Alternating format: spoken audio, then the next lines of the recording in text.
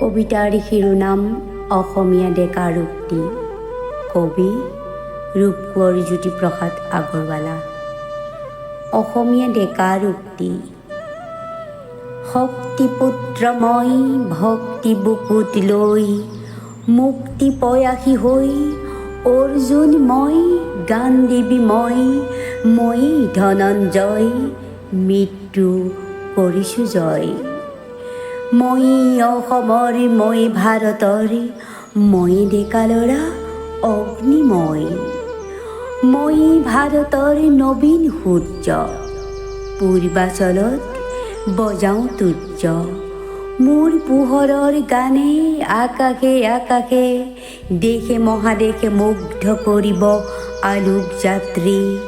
শেষ হ'ব শেষ নোহোৱা ৰাত্ৰি, কৰিম জগত জয় নবীন সূৰ্য মই।